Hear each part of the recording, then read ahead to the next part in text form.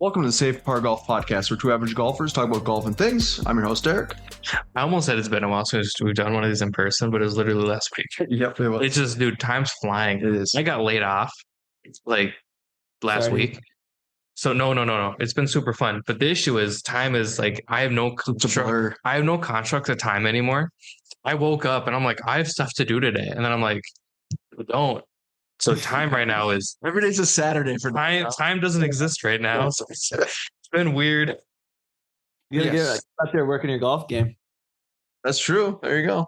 Dial it in. Oh, the issue is you got to work to have money. That's true. Yeah, also true. Shag range balls, I guess, but Yeah. this is Dom. Should I leave with just like a bunch of yellow range balls in my bag and just like, let's go? Play 18, you're playing with range balls. But we are currently on episode 176, and we welcome back Alec with Pin Golf. They offer rangefinders, speakers, and a new product called the Caddy, which won the best new product at the 2025 PGA Show. Alec, thank you so much for joining us again on the podcast. Dom zooming in here on. Yeah, absolutely, man. Really appreciate it.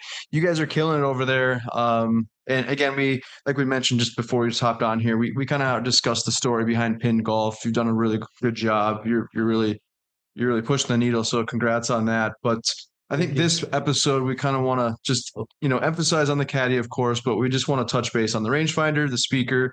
You also just kind of have that partnership with the Ryder Cup, which is going to be hosted at Bethpage Black here in September. So that's exciting. As far as let's just kind of just run down the list here. As far as rangefinders, you have the Prism Plus, which Dom, it's kind of, that's what I'm gaming right now, which I love. That. Yep, love it. So is there anything new with rangefinders coming up here down the pipeline? Like the Prism Plus. Prism Plus?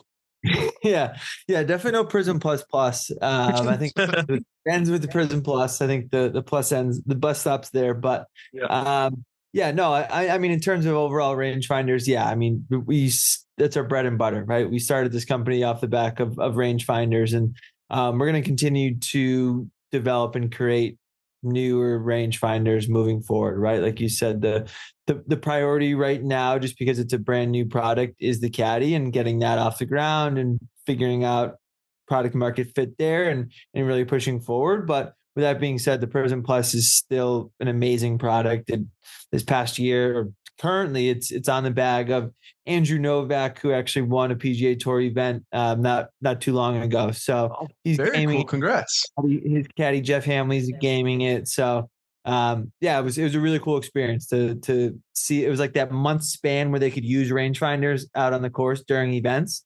And he actually used it on TV. I think it might have been, what holiday was it?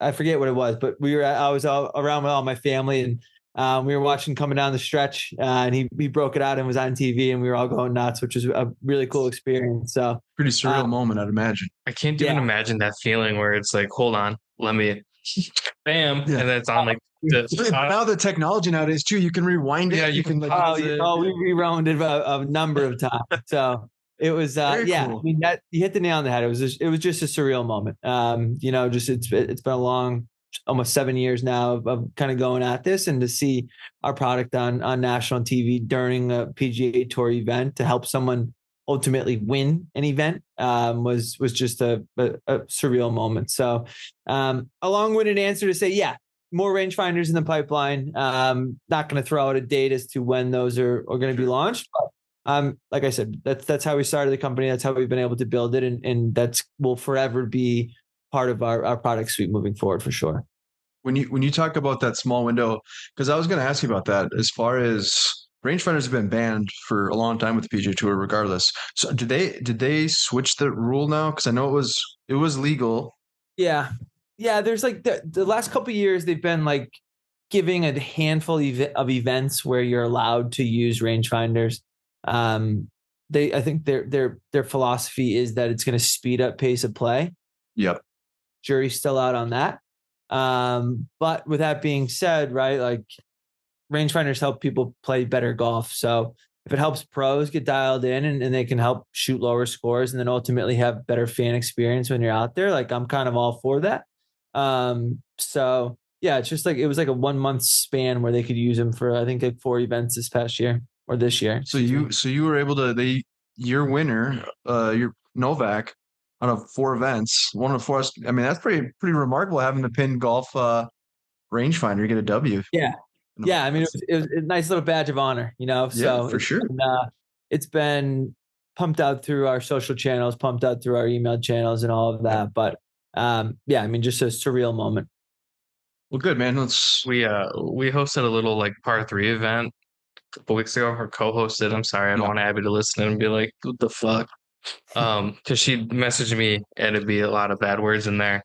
But it was something like Derek and I played into. So I had the last team and they're like, hey, you have a rangefinder in your bay. Can you shoot it? And I'm like, I feel like such a hardo, but like I'm out there shooting it. I'm like, hey, it's like 89 yards, but with the slope, it's playing like 95. They're like, well, what do we do? I'm like, play it like it's 95. And I'm out there on a par 3 course. Hold on, guys, I got you. And I'm like, oh my God, I felt like such a hardo. But then at the same time, I'm like, now I know to play it a little bit further than it is. And it's different to what the scorecard has. You get the little scorecard and it's totally different. So it is a game changer, regardless if you're playing a par 3 or, an 18-hole course. So the cool thing is now we have exposed people to Pinned and the company and the fact that these rangefinders do work. And obviously, they work. But now that the PGA Tour Pro, they know it works, has won. Now everybody's gonna be like, damn, that budget rangefinder, that's the shit, and it works. Yeah, I mean, it was a great stamp of approval, right? Like we can sit here and say, oh, this rangefinder works, it's super accurate till our face turns blue, but like until people actually get it in their hands or until they see a PGA Tour professional using it on the tour, like if it's good enough for them, it's good enough for the 10 to 20 handicap that are going out every weekend and using these things. Okay, so yeah, sounds good. I mean, as far as Prism Plus, do you plan on releasing any other colors at all down the road? Yeah, definitely. I think that iteration will come out sooner than a new rangefinder. But like you mentioned, we just came out with the Ryder Cup collection, which we've been working on for a little while now. We're very excited with how that turned out. Feedback so far has been great. A little bit farther away from the Ryder Cup, so we anticipate sort of the demand and the hype to kind of build as we get closer and closer. But the initial feedback has been great, and I mean, we were just stoked to get the samples of it and just see how it looked. They're unbelievable. So as far as, I mean, yeah, we can maybe just touch base a little bit on the Ryder Cup collection. So you offer pretty much every item that you have besides the caddy with the Ryder Cup kind of designer logo. And so these are all available for purchase now, correct? Yeah. Okay. Exactly. So what was that experience like as far as being able to kind of work with the Ryder Cup license? Yeah. How do you become the official partner of the Ryder Cup? Yeah, great question. So we applied for the license 2 years ago. So it was like right shortly after the last Ryder Cup, we were just like, okay, like let's see what the process is to become a licensee of the Ryder Cup. Because we see all these other brands that are out there doing it, and we're just like, okay, well, there has to be some way to get the license. And we made the decision to say, hey, you know what, like let's invest in this. I think we launched the red, white, and blue, like our Star Spangled Banner edition of the rangefinder a few years back, and that's been our best seller ever since. So we were like, okay, that gives us like a little bit of data around like people like the American flag, they like the pattern and stuff like that. It's like we can stamp a Ryder Cup logo on the side of it too. Like I think we might have a home run here. And then ended up getting the approval for the license, and then I mean it's transformed to now we get to be on site during the Ryder Cup. We get to sell these in the pro shop during the Ryder Cup. Oh wow! So are you going to be there then? I'm assuming. Yeah. Very so cool. it's pretty cool. So it's almost like mandatory. You have to be there if you're selling in the pro shop tent. So it's a pretty cool experience just to be able to. Because I know sometimes you just order it online, like it has the official license, but the fact that you're going to be at the location of the event, it makes it that much more special. So very cool. So it took you almost 2 years to really, I mean, applied for it 2 years ago. Yeah. And then, and then is it just kind of submit it, wait to hear back, like, hey, yep, you got this, you got accepted, that kind of deal? tweaking designs, showing samples, and just kind of going through that whole process. So had a few iterations of both designs, and then just finally ended up with what we have today. So have you had a chance to play Bethpage Black? Not yet. Are you gonna go play it? Yeah, we're trying. Do you see that smirk on his face? You know, Yeah. you know. I was just so intrigued because they always, they have that famous sign right there playing the Bethpage Black, where it's like, if you're play from certain tees, if you're under this handicap or whatever, because it's like extremely difficult golf course. So yeah, you have to let us know how well you hit it. Oh yeah, definitely. But yeah, I mean, throughout the whole packaging, right? Bethpage is just such an iconic course. So like all throughout the packaging and the branding, like we give nods to Bethpage. Like you mentioned the warning sign, like on the inside, I wish I had a unit here, but like on the inside flap, we have like a little iteration of the warning sign where it's it's like warning, like this device will like make you so dialed in that no course record is safe, and just like little puns like that. So cool. And then we have like a course map of Bethpage, which is pretty cool as well on the inside. So the thought process was you were really kind of thinking not only, and I mean, not to interrupt you, but like before we the original podcast episode when we were doing the unboxing, like we talked about that, how like well the thought process and the design just in the products of the boxing is really well done. So that makes sense. Yeah.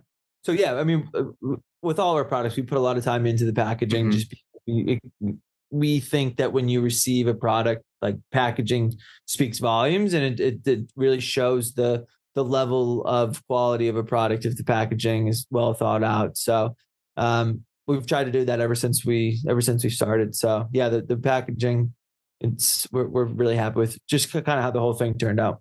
Yeah, super exciting. Do you have a favorite product of the three for the Ryder Cup? Because he's got it pulled up on his laptop. That's the sound stick. I cannot like stop looking at. That looks so good, whether it's the blue or the white. The stick looks so good. Don't get me wrong, the rangefinder is beautiful, but I know how I get with white rangefinders. Yeah, and I like to eat.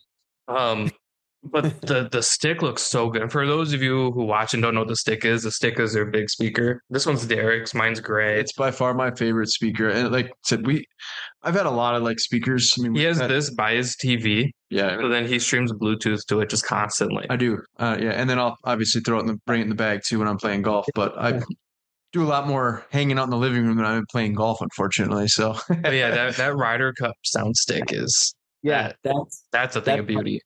Yeah, that's my favorite for sure. Just with the stars on both ends and just it flows so nicely. So yeah, that's easily my favorite one in the collection. So when you just to touch base a little bit more on the design and all that, do you kind of just go through? Is it you and like the team like kind of just throw out brainstorm some ideas? Like how many ideas, or not ideas, but like designs did you kind of go through to kind of come up with like this is the one that I think is going to work? Yeah, a lot. Like we whiteboard a lot. We print out a bunch of just renders and mock-ups and just like put them on the walls and just print out little designs and like stick them around actual rangefinders just to kind of see what it looks like, see how it would look in your hand and things like that. So a lot of both of them. Like, I mean, like you said, it was almost a 2-year process to kind of iterate and finalize and fix. So a lot of time goes into the design as well. And because it's like we're paying for the license. So like we want the products to stand out, not only in the tent, but like when we go to get approval from the actual Ryder Cup. So like we need to have all these dialed in. So long process. Let's just say everything goes all as well, like above and beyond, which hopefully I'm sure it will. Said just by looking at the products and having products, we know the quality's there. But so let's just say next Ryder Cup that's back here in the States. Do you automatically kind of get like grandfathered in to get the next license, or do you have to reapply? That's a good question. I'm not sure. I would hope we have right of first refusal, but you never know, right? Like they're into the licensing team, licensing companies also there to make money as well. So it's a good question. Sure. Okay. No, I just thought I would ask. The whole licensing thing to me is so unique and interesting. I Really. So, well, I said we wish nothing but the best for you on that. I said I have no doubt you'll do well on that. I'm excited for the Ryder Cup. It's always a good time to get everyone together. You know, it's fun. So, I mean, it's one of my favorite golf events that they have. No, it really is. It's it's what, every 4 years at least. Switching off. Yeah. Doing yeah. So we covered the rangefinder, covered the Ryder Cup speakers. You have the Dart 2.0, which we kind of just started showing. This was we did a custom one for our Shindig event that we just had a couple of weeks ago. Yeah, Dom mentioned too. Clearly, I like green, and shocker. I mean, I like all colors. I'm more of I like the black, which is what I have here, but I like the green. So I'm a big fan of pink. I really wanted to do pink ones for the Shindig. I didn't think other guys would like that, but man, I really wanted a pink one. I thought a pink one would be cool. I wanted a pink rangefinder because I lose stuff all the time. So for me, it harder to miss. But right, yeah, the pink would have been sick though. But I could see the older guys being like, "The fuck is this?" I feel like I picked it. I did it. That's all I worked on for the entire event was that. I just wanted pink rangefinder. We could just got all pink. That's what I wanted. I wanted just pink speakers. Yeah. But yeah, Dart 2.0, which we just showed you, and then the Sound Stick, which we were just talking about, which again is by far my favorite speaker. It's magnetic. It's easy. The nice thing about the Sound Stick, and we've kind of discussed this before, but it's pretty big, so hard to lose. It's easy to put in your golf bag, but it's also hard to lose because it just sticks right to the golf cart. So I love that design. Do you have anything coming up with speakers? Maybe add in other colors, or what are your future for what's your future for speakers? Yeah, just kind of similar to rangefinders, right? We're just going to continue to push the envelope, continue to develop new technology. Not so much new, but you see a lot of the speakers that are out there today, right? With screens and things of that nature. So. I'd be shocked if there wasn't something along those lines in our product suite at some point. The people just, especially younger people, right? I never play a round of golf any longer without a speaker. It's a must, right? I could even leave my driver in the car, but make sure I have my speaker, right? It's a necessity. You got to have it. It really is. So, I think, and the team just really loves music as well, right? So I think just continuing to iterate and develop new products within the speaker environment is something that we're going to continue to run at for sure. To kind of go back to having the rangefinder for Andrew Novak. Is it Andrew Novak, right? Yeah, that's what I thought. I was saying, I know I've heard of him. You're getting confused with the guy from The Office. No, I just was thinking okay, going back to a necessity of music is a thing. And I'm sure a lot of those golfers, professional golfers, amateur golfers, they probably listen to music all the time too. Is that something that they can have in their bag as well? Like a practice round or something where they can bump a speaker? I've never really thought of that, but I know some of those guys are maybe a little more, I guess maybe the live guys are a little more music, but you know what I mean? I don't know. I would go to live if they don't have a speaker. But I'm curious if some of those if he's repping the rangefinder, maybe he's got the speakers too, where he's listening. Yeah. I mean, I know he and Jeff, his caddy, both have speakers, right? We sent them everything. But I don't know if they're allowed to use them during practice rounds or whatnot. I would imagine they could. But that's a good question. I actually have no idea. You get some of I'm sure Scotty and all those guys that are dialed in with their yardages and all that are probably more serious. But then there's the John Daly's, the guys that just like to hang out and have a good time. We should go to the 3M Open practice round and just see if anybody's noticed. Speaker. Yeah. Just thought I would check because I said if he's got the rangefinder, you never know. So, although, can you imagine having the people say, "Hey, quiet down," and then just the players got a speaker bumping, just quiet down. We're trying to hear the song. Yeah, exactly. Okay. So speakers, rangefinder, we got all that kind of covered. So this is the main reason we really wanted to talk to you was you guys launched the Caddy, which is a new item. And again, we'll talk a little bit more about the PGA show, but it did win the best new product. So congratulations. Big congrats. That's very, very cool. So can you just we have some questions that I just want to ask you, but can you just tell us about the Caddy and how that even came about? Yeah. yeah, I mean, it realistically came out one day when we were playing a round of golf with someone who had like a little handheld GPS, and we were just like, what the hell is even the point of that thing?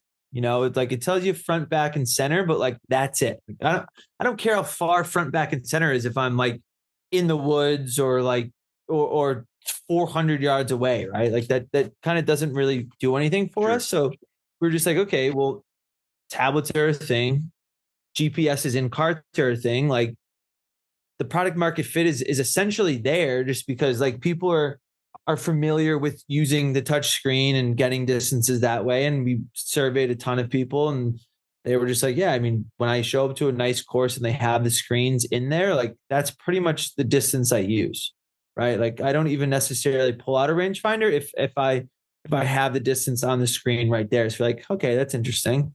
So we kind of just continue to go down rabbit holes and we were just like, okay, well, if we can toss a magnet in a tablet and make it small enough to where it's like not massive to where people can still hold it in one hand, but it's bigger than a portable or a handheld device. Like GPS, small GPS type smaller of deal. GPS, exactly. Like we might be onto something. And sure enough, we were able to sort of find the data source that all of the cart companies pull all of their GPS data from. We were able to form an agreement with that company, sort of upload it all to our tablet, and one thing led to another. And 2 years go by, and we're winning best new product at the PGA show. So it was, it's been kind of wild. I bet. So can we just kind of talk a little bit about the features? Because again, I definitely want to just kind of pick your brain a little about the PGA show and just kind of learn more because we've talked about it going and we haven't yet. We'd love to attend. We'll probably just do the walk around type of deal, kind of just to meet new people and all that. Yeah. But as far as like, so the features, I noticed on the website, it's got touchscreen display. It's got over 45,000 golf course maps. I think the really cool thing with it is there's no subscription fees. Yep.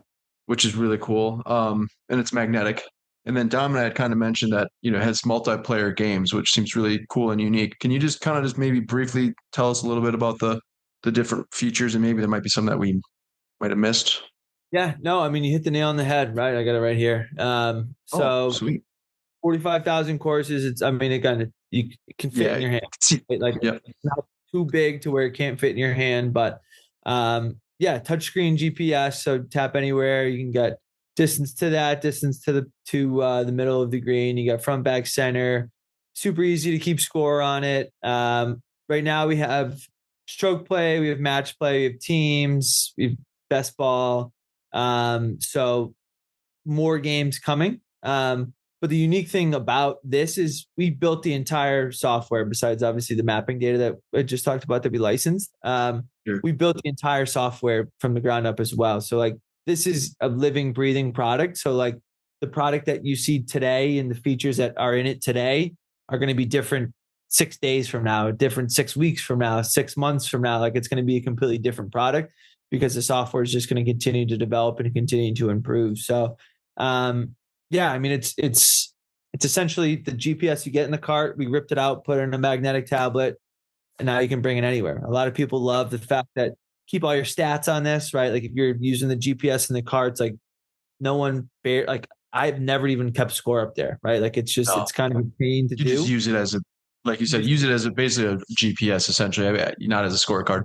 Exactly. So what people are loving is they can take this to any course and keep all of their data in. So, the feedback's been incredible. As far because you just said like the technology and all that, like updates and there's going to be new things added. 45,000 golf courses is a lot, right? But is there? Let's just say hypothetically we go to a course and it's not loaded on there. Is there a way to like just send you send like a help email kind of a thing to get it loaded, or like what's the process? Yeah, we have a whole mapping team who just kind of goes through the 45,000 courses, constantly updates it, and if new courses obviously pop up, all we need is just like a satellite image. All we need is a scorecard, and then we can get that sort of mapped out for them relatively quickly within like a week. Pretty quick. So, okay. So it's a pretty quick turnaround time for sure. So I'm assuming with like the software and it kind of the form factor and everything, does it just update through the air? We don't have to like plug it into your laptop or anything. I know I used to have one of those handheld GPSs from Garmin. I've kind of transitioned, like my watch does all my golf stuff. Boop, it's in golf mode. I'd be playing if it wasn't like 95 and humid. It's terrible here in Minnesota. Um, but I think the big gripe with a lot of people with the handheld ones, you got to plug it in, you got to update it that way. So it's kind of cool that this one is just essentially an everyday tablet, but for golf, right? You just update it as it needs it. And my big question is like, what's the battery life on that? Like, do you have to charge it after every round? Or you're going to get like 4 or 5 rounds out of it? Because that screen, you held it up, that thing's pretty bright. Yeah. Yeah. So, I mean, it obviously, right. It depends on how often you use it and how often you're tapping it. But typically we've seen anywhere from 36 to 54 holes. So like you're looking at 2, 3 rounds, pushing 4 rounds. So not after every time. But we encourage people to bring it in and charge it, just because when you connect to Wi-Fi, all your scores sync, all that gets thrown into our database. So, and then down the line will be integrated with Jin. So you bring it inside, you connect it to Wi-Fi, all your scores get sent right to Jin like that. So, yeah, so that's a partnership we're working on right now as well. So, yeah, battery life is I haven't heard a bad thing about the battery life so far, which has been great. That's awesome. I was literally just kind of about to ask you as far as, because you mentioned like the scores and all that. Because usually what I would do is, you go play around a golf. And Dom and I had this discussion before, and too, like if you go to a nice bougie golf course, of course you're gonna have a GPS up there, and it's the same thing. Like, I'm mainly using the GPS for getting into the fairway or these certain, where these bunkers are. But then once you're there, that's when I'll use the pinned rangefinder from the flagstick. So I'm kind of that same boat. But same thing. I just use the scorecard, and then I would go after my round entered in on the app on my phone. Right. So that was kind of leading to my question is, so you will eventually be looking to add Jin. Well, you'll be able to automatically sync whatever your handicap might be. Okay. Yeah, exactly. So we're just trying to make it as easy as possible for people to get as much data about their game as possible. Right. Like that's one of our core values our core value is to help people play better golf and have more fun on the golf course. So that's essentially both of those are included in this, whether it's multiplayer games, and then it's tracking stats, and we'll have like coaches corner coming down on the line where like you can come in and get new tips, and just there's the possibilities with this are truly endless. Yeah, I love it, which is why I won the best new product 2025. So congrats again. Can you tell us a little bit about that the PGA Show experience? One, was this your first time being out there? If not, just kind of maybe walk us through again. We haven't been there before, so Want to go? I get FOMO every year. I see people posting videos. I'm like, we could do that. Like we have microphones and shit. Like it wouldn't be hard. No. And then I get sad.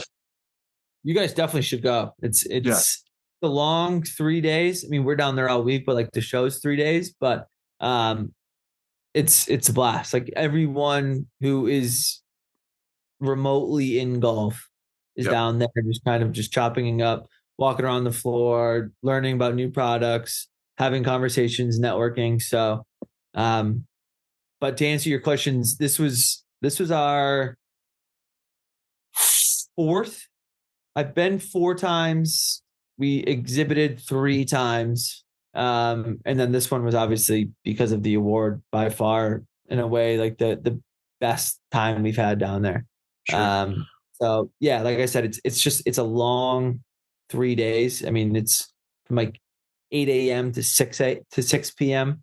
You're just sitting there talking, shaking hands, conversations all day. And then it just continues at night. Like the nightlife down there, everyone's in the industry. So you're all going out, you're all drinking, you're all having fun, you're continuing the networking, then you're waking up and you're doing it all over again the next day. So it's, I love it. It's a good team bonding experience as well, right? Like bring our whole team down there, because we have people who are remote. So like getting everyone under one roof and just kind of having that bonding experience has been great the last couple of years.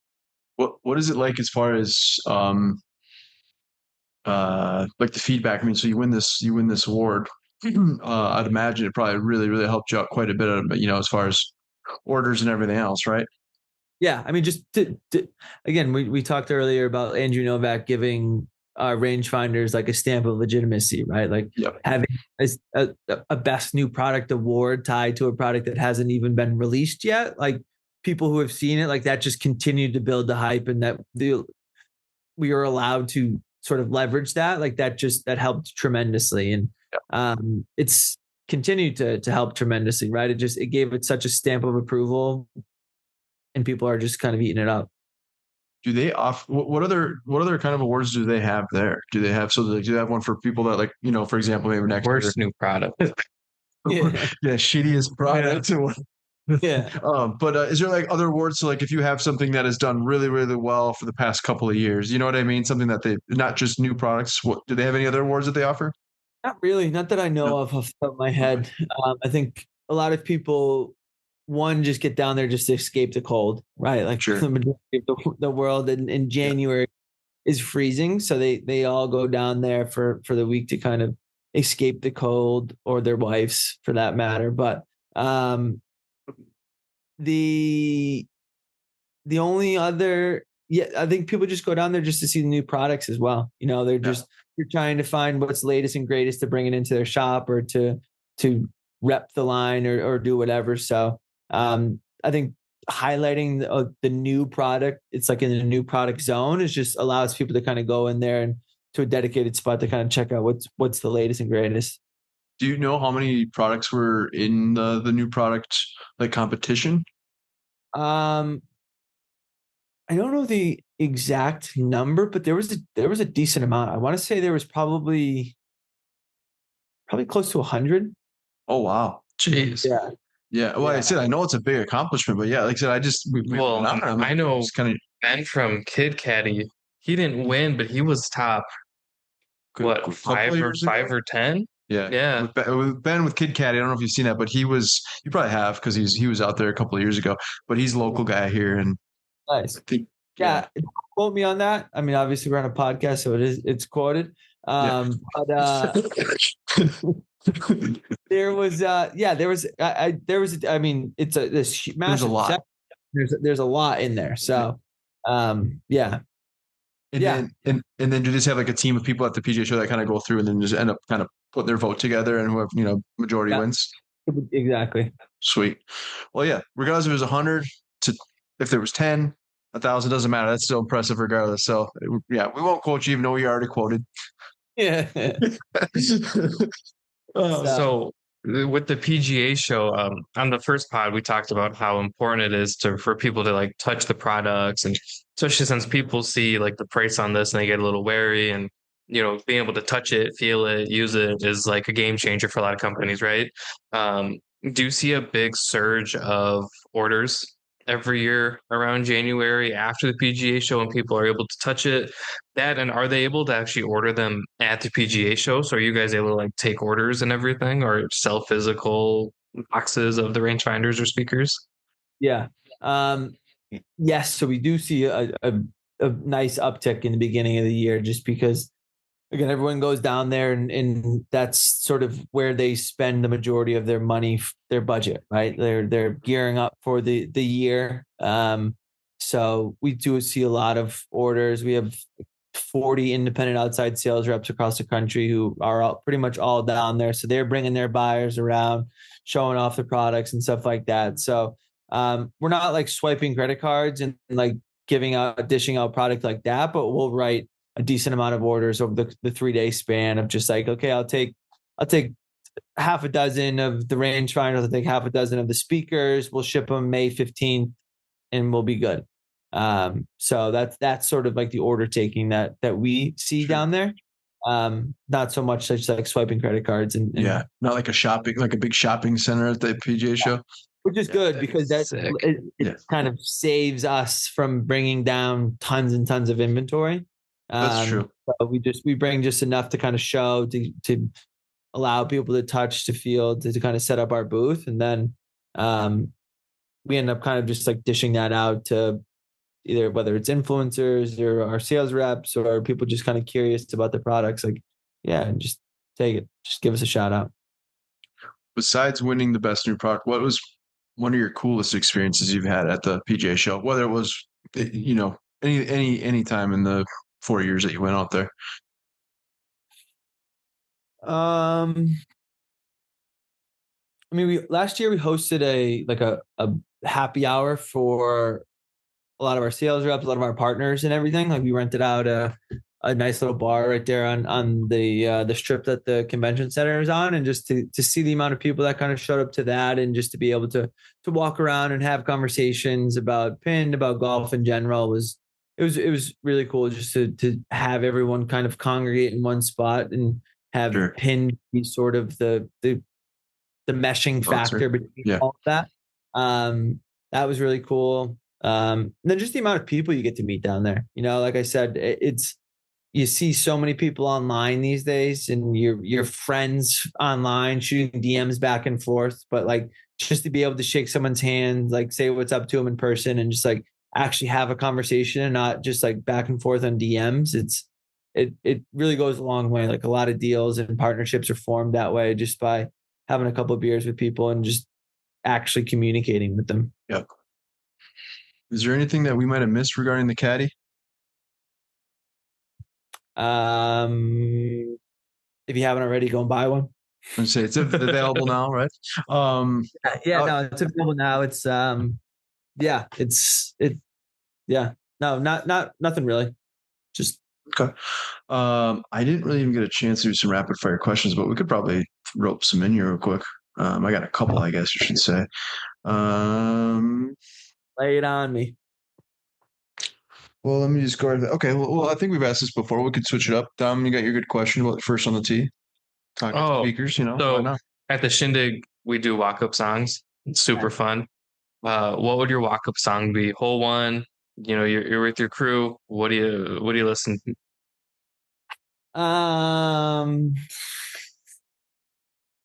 been on a Dave Matthews kick as of late, so we'll go with Dave Matthews. We'll go Ants Marching by Dave Matthews. Marching, nice, right up my alley. Yeah, I like it. What is your? Ooh, I like it. He threw the question right back at us. Yeah, I got it. I've been on a Key Glock kick lately, which for anybody who follows the podcast page and goes, wow, this song is not at all what Derek would post, because I do all that.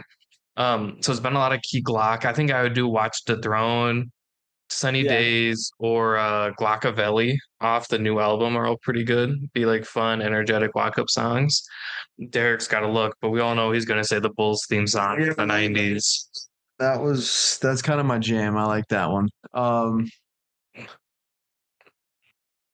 was trying to think if there was a song that was somebody picked at the Shindig, because that was the cool thing too. It's kind of like a collective group of different songs. It's like one from we were in California, so the West Coast. It was kind of a nod to some of the rappers out there. Gosh, I don't even know, to be honest. I'm gonna piggyback off of Dom. I would never play, but I've been jamming to Hallelujah a lot. Oh, from the first one? Yeah. I'll piggyback off of Did he treat you like Jesus Christ? No, I really like that song. But part of it though, I have the save part, I don't know what it is. It's kind of stupid, but I'm very limited to my music, so I just have really shitty songs. The podcast page is starting to get like that, where it's like I don't have access to everything, but like my main page, then you can everything. My personal account, I'll post pictures and it'll be like you could have whatever, like Brad Fayez, and I'll go Key Glock, and I'll go The Weeknd or blah blah blah. Yeah, you can't do that on some of the business pages. I got called Unk the other day, and I was like, I'm not old enough to be called Unk. It's a baby. And ever since then, I feel like my music taste is old or not good. Okay, next question. What is your favorite color of each product that you have? And to piggyback off that, what product do you have in your bag right now? I know you obviously have to have the rangefinder, but maybe what color do you have of rangefinder in the bag? Yeah. What do I have right now? I have a Navy Prism Plus. I have last year we did like a USA for the 4th of July. We did like a custom American flag and like USA branded for the Olympics as well. So I have that sound stick, just as USA with the American flag, and then I have a white camouflage dart on my bag. Okay. A little bit of I like everything. None of them are pink. What a shame. What a shame. I'm going to ask you quite often, honestly, as well, just because it's bright. I have lost a couple, but Well, that's my only issue with this is obviously Derek and I got it. We both have black ones. I am deathly afraid I'm going to lose this thing because I write my bag every time. I've left so many speakers, and then I realized like 3 days later, I'm like, oh shit, I don't have it. So what I do is I go stick on the golf cart, and then rangefinder every time. I put it right back in the slot every time. I've seen some people put it. We can demonstrate. They'll put it, the speaker on it, and then they'll put the rangefinder on the side. I'm like, that's a ballsy move, because I'm like, I'm leaving one of the two.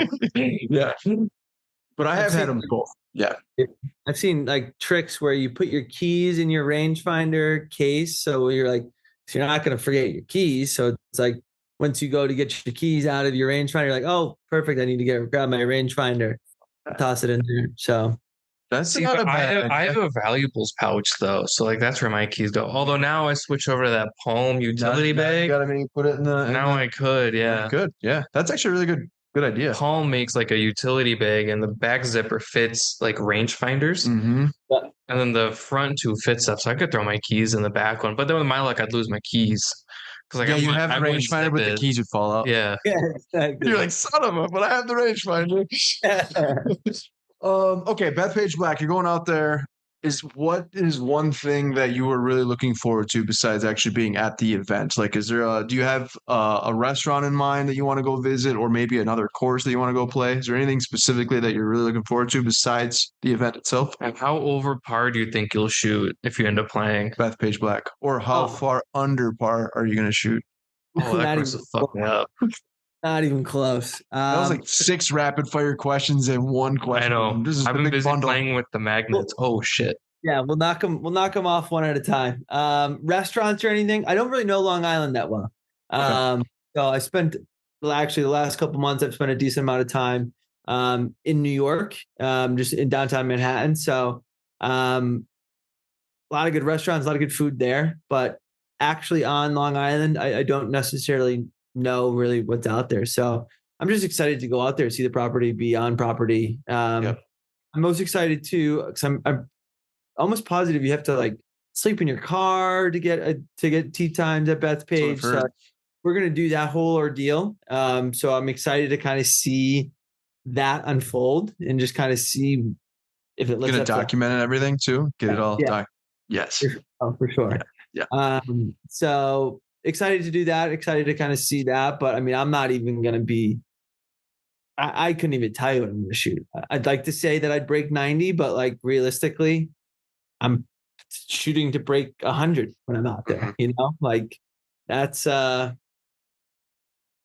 don't know. I feel like, and I almost feel like you have to kind of, if the tees are like all the way back, I feel like it would almost be doing it a disservice not to play the full tees. I don't know if they're going to be right. Give it a shot. Yeah, that's kind of what I'm saying. So I really hope, I think we're going to be trying to play in the next few months here, but, I hope like all the stands are up. I kind of hope like everything is really like gearing. Kind of get the full experience without all the fans, essentially.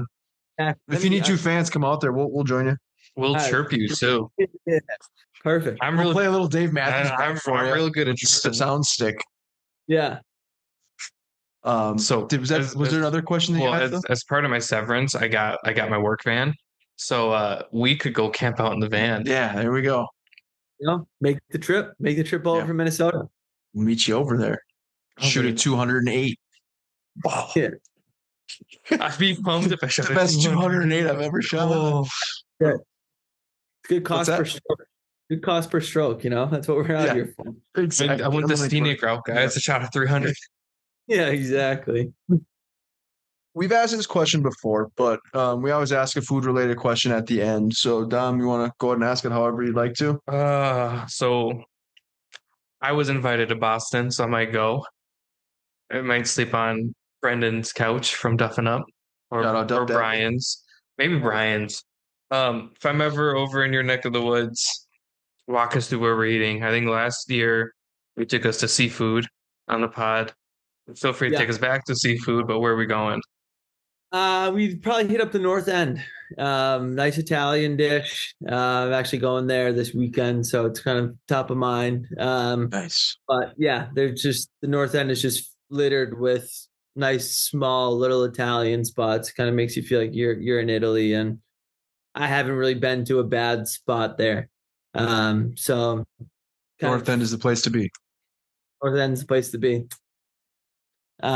So yeah, that's where we go. Sweet. I like it. Easy enough.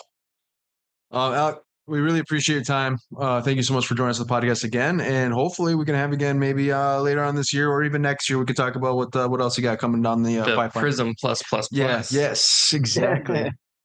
Yeah. Appreciate the time as well. It's glad to catch up, and congrats on everything you guys are doing. And again, appreciate the support. The sounds like the Shindig did well. So we're excited that we were able to be a part of it, and thank you for thinking of us. We had a cool display with the speakers. I don't know if I sent you any pictures of them or not, but I tagged them on Instagram. Man, people are like, "Oh, we get those?" And we're like, "Please, we paid for them. Please take them." And they were like, "What?" And they opened it and they were like, "Oh, it was a hit. Everyone loved them." Like they're like, "Oh, there's colors." I'm like, "Yeah, there's 4."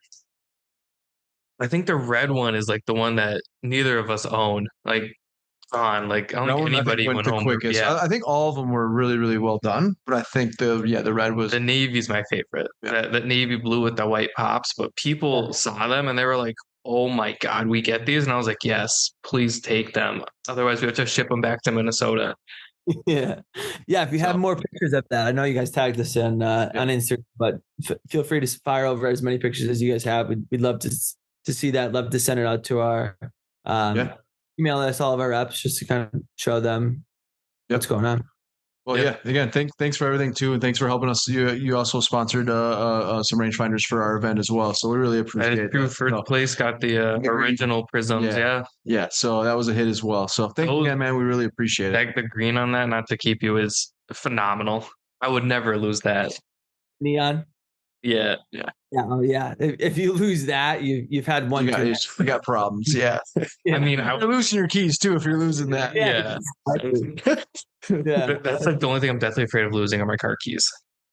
Yeah, same. Oh, it's the worst feeling in the world. I lost. They got like somehow stuck in the bottom of my bag, and I was freaking out for like a solid hour after my round a couple months back, and it was just the worst feeling in the world. Yeah, because like, was it somewhere on the golf course? Because I just played 18 holes and I have no idea which hole it was. That would be the worst possible thing. Backtracking, like woods here. With my luck, they'd be in like a bunker. New technology with the caddy. It can actually you can sense. You can sync your car keys. There, you know that's the idea. Exactly. All right, Alec. It's so nice to talk to you, man. I appreciate it again. Keep up all the great work, man. You're killing it. Appreciate it, guys. Good seeing you. Take care. See you.